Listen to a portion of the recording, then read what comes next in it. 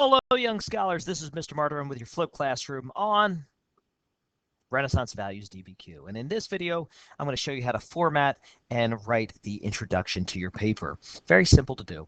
So first things first, what you got to do is you got to go on a computer. Don't try and write this on a phone or a tablet. The formatting may come out funny, and you don't want to lose points for not formatting your paper properly, because that's an easy, point to earn. So the first thing you want to do is your header. Okay, make sure the margins are appropriately marked. You want to put your last name in the upper left-hand corner, followed by the page number. And since it's the first page of the essay, it's going to be page number 1. Next, you want to have your MLA format. So you want to put your name, first and last name. So in this instance, this is a very good essay. So first name very, last name good. Next, you want to have my name, Mr. Martyrone. Then the title of your class, Honors World Cultures, and then the date. Notice for MLA formatting, it's always day, month, year for December 2019. I think for your essay, the date of submission will be 20 December 2019. So please make sure you have this format done appropriately. Also, while we're talking about format, make sure the font Times New Roman, size 12. Please make sure you make every effort to have the formatting and font sizes appropriate. This is how your English teacher and I accept it, and this is how history teachers throughout the remainder of high school will accept papers in the proper MLA formatting. Failure or any deviations from the MLA formatting will result in a loss of points, simply because we've instructed you in class. This is the common way to write essays, and it simply means you really didn't take the time just to format your essay appropriately. So once you have that, you're going to need a title. Okay, please do not stress or waste any more time on this than you need. Simply write Renaissance Values DBQ, Renaissance Value Essay. You can try and get creative with a title, although it's not really that necessary. So here we have it. This is a decent introductory essay. Okay, notice not too long, but it provides me an overview of what this essay is going to be about. So here we go.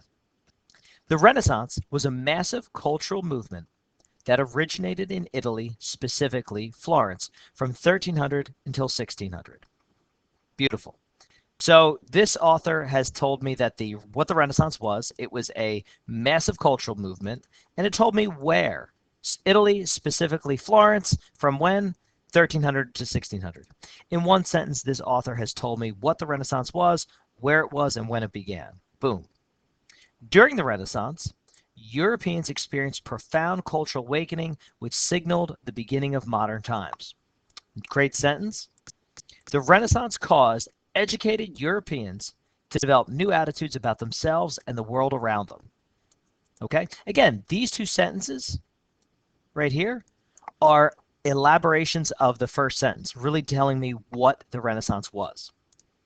Mentalities from the classical era of Greece and Rome were rediscovered. That's a great sentence. Why is it a great sentence? Many of you are going to throw the line in there, oh, the Renaissance was a, quote, rebirth, unquote. That's fine, but look how well this sentence that's highlighted sounds. It sounds so much more sophisticated. Mentalities from the classical era of Greece and Rome were rediscovered. Okay, that is a very sophisticated way of telling me what the Renaissance was, or what the Renaissance means.